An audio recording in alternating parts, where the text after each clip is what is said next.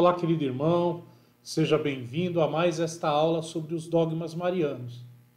E nela vamos falar sobre a Assunção de Nossa Senhora. Em 1950, o Papa Pio XII professou solenemente na Munificentissimus Deus número 44 o seguinte: com a autoridade de Nosso Senhor Jesus Cristo, dos bem-aventurados apóstolos São Pedro e São Paulo, e com a nossa, pronunciamos, declaramos e definimos ser dogma divinamente revelado que a Imaculada Mãe de Deus, a Sempre Virgem Maria, terminado o curso da vida terrestre, foi assunta em corpo e alma à glória celestial. Irmãos, as igrejas ortodoxas já aceitavam essa doutrina, ainda que nela enfatizassem a morte preliminar da Virgem, isto é, a sua dormição. Agora, a maioria dos protestantes, no entanto, sempre negou essa verdade, afirmando que faltava fundamento bíblico. Estes professavam literalmente que o corpo, onde o Verbo se fez carne, havia se corroído nas entranhas da terra. Mas, como vamos ver nesta aula, essa proposição é falsa, porque o dogma da Assunção de Maria tem respaldo bíblico. Veremos aqui algumas assunções nos escritos sagrados. Ora, a doutrina da Assunção de Maria não deve ser confundida com a doutrina da Ascensão de Jesus. De acordo com o evangelista João, no capítulo 3, versículo 13, só Cristo subiu por conta própria aos céus, ou seja, ascendeu aos céus. Já que só Cristo tem autoridade para isso. Os demais homens que foram assuntos aos céus de corpo e alma foram levados, arrebatados por Cristo ao reino de Deus. Engana-se quem pensa que o privilégio da assunção corporal foi concedido tão somente à Santíssima Virgem. As Sagradas Escrituras narram assunções corporais de vários homens piedosos à glória celeste. Entre eles, nós podemos citar aqui dois, Enoque e Elias. No livro do Gênesis, meus queridos, é narrada a primeira assunção corporal conhecida de uma pessoa à glória celestial. Trata-se de Enoque, um grande servo de Deus. Veja o que diz o livro do Gênesis no capítulo 5, versículos de 22 a 24. Após o nascimento de Matusalém, Enoque andou com Deus durante 300 anos e gerou filhos e filhas. A duração total da vida de Enoque foi de 365 anos. Enoque andou com Deus e desapareceu porque Deus o levou. Tudo isso é reafirmado pelo autor da Epístola aos Hebreus, que lembra que, pela fé, Enoque foi arrebatado sem ter conhecido a morte, e não foi achado porquanto Deus o arrebatou. Mas a Escritura diz que antes de ser arrebatado, ele tinha agradado a Deus. Isso nós podemos ver na carta aos Hebreus, capítulo 11, versículo 5. Também, ainda no Antigo Testamento, Jesus, filho de Siraque, lembra no livro do Eclesiástico, capítulo 44, versículo 16, o seguinte: Enoque agradou a Deus e foi transportado ao paraíso para excitar as nações à penitência. Já no segundo livro dos Reis, o autor sagrado nos narra a história da assunção de Elias, outro servo amado de Deus. Ele afirma que Elias, sabendo que seria levado aos céus, despediu-se do seu discípulo Eliseu, dando-lhe seu manto. E finalmente o Senhor arrebatou Elias ao céu num turbilhão de fogo. Isso nós podemos ver no segundo livro de Reis, capítulo 2, versículo 1. Agora, uma coisa importante. Santo Tomás de Aquino, no entanto, nos lembra que estes santos foram levados por Deus ao céu aéreo, ou o paraíso terrestre, e não para o céu empíreo, ou paraíso celestial. Este céu aéreo é onde viviam Adão e Eva antes da queda. E o céu empíreo é aquele que foi aberto por Cristo quando ele desceu à mansão dos mortos. Então, São Tomás de Aquino explica isso na Suma Teológica, na parte número 3 e no artigo número 5, para que nós possamos entender a diferença entre o céu aéreo e o céu empíreo. O céu para onde foram levados os homens do Antigo Testamento e o céu para onde foi levado a Virgem Maria e também esses após a ressurreição de Cristo Jesus. Então, o Novo Testamento e a tradição da igreja incluíram nessa lista a serva perfeitíssima de Deus, a mulher que agradou tanto a Deus que mereceu dar à luz a segunda pessoa da Santíssima Trindade, a Virgem Maria. No século IV, Santo Epifânio de Salamia já a comparava com esses ilustres homens do Antigo Testamento que haviam sido levados ao céu. Veja o que diz Santo Epifânio. Com os corpos dos santos, no entanto, ela foi mantida em honra de seu caráter e de sua compreensão. E se eu deveria falar ainda mais alguma coisa em seu louvor, ela é como Elias, que era virgem desde o ventre de sua mãe, permaneceu assim eternamente, foi assumido e não viu a morte. Isso são palavras de Santo Epifânio no século IV. Além dos textos do Antigo Testamento e do testemunho dos santos dos primeiros séculos, nós ainda temos na própria Sagrada Escritura alguns textos que nós chamamos de marianos. Por exemplo, o Apocalipse capítulo 12, versículo 1 diz o seguinte: apareceu em seguida um grande sinal no céu, uma mulher revestida do sol, a lua debaixo de seus pés e na cabeça uma coroa de 12 estrelas. Neste texto nós vemos algumas características atribuídas à Virgem Maria. A primeira das características é uma ênfase que o texto dá à estrutura corporal da mulher, que apresenta os pés e a cabeça. Irmãos, essa estrutura corporal que se apresenta no céu é o primeiro sinal da assunção corpórea de Nossa Senhora.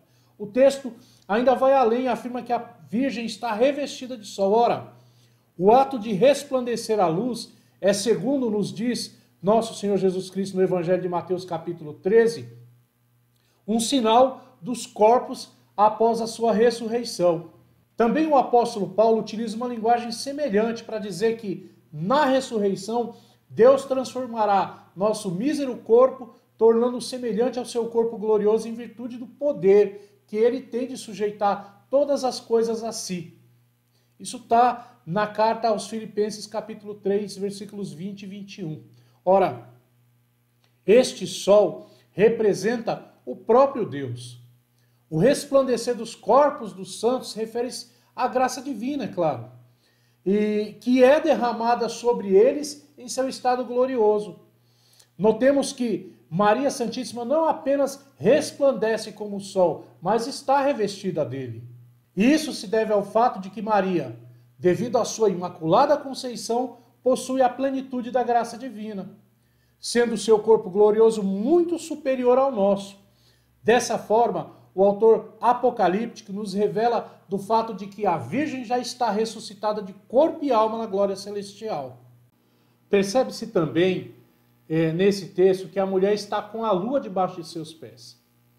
E ninguém pode explicar melhor tal característica senão o Papa Bento XVI, hoje Papa Emérito. Em 2011, no discurso da solenidade da Imaculada Conceição, ele diz o seguinte: essa mulher tem debaixo dos pés a lua, símbolo da morte e da mortalidade. Com efeito, Maria está plenamente associada à vitória de seu filho Jesus, sobre o pecado e sobre a morte. Ela está livre de qualquer sombra de morte e totalmente repleta de vida, pois a morte já não tem poder algum sobre Jesus ressuscitado. Também por graça e um privilégio singular de Deus onipotente, Maria deixou-a atrás de si e superou-a. E isso manifesta-se nos dois grandes mistérios de sua existência. No início, o fato de ter sido concebida sem pecado original, que é o mistério que hoje celebramos, naquela data, né? E no fim, o fato de ter sido elevada ao céu em corpo e alma na glória de Deus. Mas também toda a sua vida terrena foi uma vitória sobre a morte, porque se dedicou totalmente ao serviço de Deus, na oblação total de si a ele e ao próximo. Por isso, Maria é em si mesmo um hino à vida. É uma criatura na qual já se realizou a palavra de Cristo. Vim para que tenham vida e a tenham em abundância, conforme o Evangelho de João, capítulo 10, versículo 10. Irmãos, em outras palavras, podemos afirmar que como a lua é um símbolo da morte e da mortalidade, o fato de Maria estar com ela debaixo de seus pés representa seu triunfo sobre a morte. E o triunfo sobre a morte é um sinal daqueles que estão ressuscitados. Olha, quando esse corpo corruptível estiver revestido da incorruptibilidade, quando esse corpo mortal estiver revestido da imortalidade, então se cumprirá a palavra da Escritura. A morte foi tragada pela vitória. É o que nos diz o profeta Isaías no capítulo 25, versículo 8. Também temos o texto do Apocalipse, capítulo 12, versículo 14, que diz o seguinte: E foram dadas à mulher 2 asas de grande águia, para que voasse para o deserto, ao seu lugar, onde é sustentada por um tempo e tempos, e metade de um tempo, fora da vista da serpente. Irmãos, esse texto, repleto de imagens alegóricas, é um texto apocalíptico que trata sobre o destino final da mulher. O início do capítulo mostra que, devido à sua maternidade divina, a mulher foi perseguida pelo dragão durante toda a sua vida. No entanto, percebe-se que, no versículo 14, essa perseguição chega ao fim. A mulher recebe de Deus asas de águia e voa para um enigmático deserto. Novamente, entende-se por deserto um símbolo para um lugar seguro, protegido pela presença divina. Diferentemente do deserto do versículo 6, isto é, a fuga para o Egito, aqui a mulher se vê definitivamente fora do alcance da cabeça da serpente. Trata-se de um lugar onde Satanás já não pode alcançá-la. Note-se, então, que o fim da mulher não é usual, mas ela recebe de Deus asas de águia e voa. No tocante às asas de águia, encontra-se seu significado ainda no Antigo Testamento.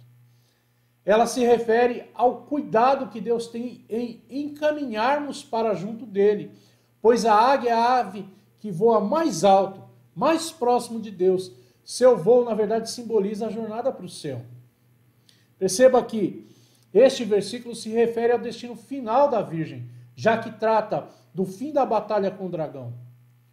As terminologias aqui no texto: voar, encontrar o Senhor nos ares, ir com ele para as nuvens, ser ajuntado pelos ventos e até mesmo asas de águia são linguagens figurativas utilizadas pelos apóstolos para se referir ao arrebatamento corporal.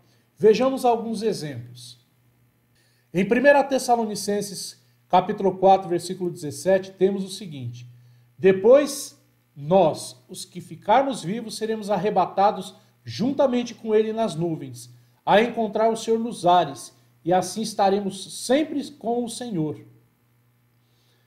E mais, em Mateus 24, 31, E enviará os seus anjos com grande som de trombeta, e ajuntarão os seus eleitos dos 4 ventos, de um extremo do céu ao outro. E ainda, no livro dos Salmos nós temos: E montou no querubim e voou, sim, voou sobre as asas do vento, é o que diz o Salmo 18, versículo 10. Então, irmãos, este voo que o Apocalipse fala é, portanto, a constatação bíblica da assunção de Maria aos céus, assim como ocorreu com Enoque e Elias, conforme o livro dos Hebreus e segundo a Reis, respectivamente. Meu querido irmão, ainda também temos as tipologias marianas encontradas nas Sagradas Escrituras. A primeira delas é a Arca da Aliança. Ora, a Arca da Aliança no Antigo Testamento era um verdadeiro ícone do sagrado, pois ele continha a própria presença de Deus, simbolizada por 3 tipos do Messias vindouro: o maná, os 10 mandamentos e o bordão de Arão. Então, ele deveria ser puro e intocável pelo homem pecador. Pensemos, se a antiga arca carregava, como lembra o escritor aos Hebreus, no capítulo 9, versículo 4, o maná, a vara de Arão e a palavra de Deus em pedra, Maria Santíssima, por sua vez, carrega em seu ventre o pão que desceu do céu, o verdadeiro sumo sacerdote de Deus e a palavra de Deus feita carne. Então Maria trata-se da arca da nova aliança. Um paralelo pode ser facilmente percebido entre Maria e a Arca da Aliança ao lermos o Evangelho de Lucas e o segundo livro do profeta Samuel. De acordo com o profeta Samuel, a Arca da Aliança viajou para a casa de Obed, no país de Edom, ficando ali 3 meses. Após a sua estadia na casa de Obed, a sua casa foi abençoada e a arca retornou ao seu lugar. No Evangelho de Lucas, Maria viajou para a casa de Isabel e Zacarias, onde passou 3 meses com eles. Lá, ao ouvir a saudação de Maria, João Batista saltou no ventre de sua mãe. Esta, então, exclamou em alta voz: "Donde me vem esta honra de vir a mim, a mãe do meu Senhor?" Isso está no Evangelho de Lucas, capítulo 1, versículo 43. Vejamos que após sua estadia na casa de Zacarias, a sua casa é abençoada e Maria retorna a Nazaré. Ao comentar sobre isso, ainda no século III, Santo Hipólito de Roma proclama Maria como virgem, arca construída de ouro puro, em seu interior pelo Verbo e em seu exterior pelo Espírito Santo. A segunda tipologia de Nossa Senhora é o tipo da Igreja. De acordo com o Concílio Vaticano II e com o atual Catecismo da Igreja Católica, Maria é o tipo perfeitíssimo da Igreja. Da mesma forma que no Antigo Testamento a figura feminina da filha de Sião representava todo o povo de Israel, no Novo Testamento a figura da Santíssima Virgem representa toda a Igreja. Santo Ambrósio nos explica assim: sim, ela é a noiva, mas virgem, porque é tipo da Igreja, que é imaculada. Mas é esposa. Virgem concebeu-nos por obra do Espírito, virgem deu-nos à luz sem dor. Ora, o paralelo é perfeito. A Igreja é virgem espiritualmente, mãe dos cristãos e totalmente imaculada. Da mesma forma, Maria é virgem corporalmente, mãe dos cristãos e completamente sem mancha. O paralelo entre Maria e a Igreja é apostólico. Nos primeiros séculos, São Clemente de Alexandria, Santo Irineu de Leão, Tertuliano de Cartago e outros utilizavam esse termo. Nos séculos 4 e 5, vemos seu uso por parte principalmente de Santo Ambrósio e Santo Agostinho no Ocidente, enquanto que no Oriente encontramos Santo Efrem chamando-a de Igreja de Cristo e a proclamando o símbolo da Igreja. Nisto vemos que, da mesma forma que a Igreja será elevada aos céus nos finais dos tempos, Maria foi elevada aos céus no fim de sua vida, pois é o tipo e figura da Santa Igreja. Para concluir, nós vemos que desde o Antigo Testamento, através de inúmeras figuras, foi revelado ao povo de Deus o dogma da Assunção de Maria aos céus. No Novo Testamento, o apóstolo São João ilustrou isso no capítulo 12, versículo 14 do livro do Apocalipse. E lembrou no primeiro versículo desse capítulo que Maria está no céu com seu corpo reinando sobre os 12 apóstolos. Irmãos, a Bíblia, portanto, é cheia de versículos a respeito deste assunto. É como já dizia o Papa Bento XIV, apenas os ímpios e blasfemos podem supor que a mãe de Jesus, que portou Deus no próprio ventre, teria sua carne comida nas entranhas da terra. É isso, irmãos. Chegamos ao final desta aula sobre a Assunção da Virgem Maria e, pedindo a sua intercessão, rezemos a ela neste momento. Ave Maria, cheia de graças, o Senhor é convosco. Bendita sois vós entre as mulheres e bendito é o fruto do vosso ventre, Jesus. Santa Maria, Mãe de Deus, rogai por nós, os pecadores, agora e na hora de nossa morte. Amém.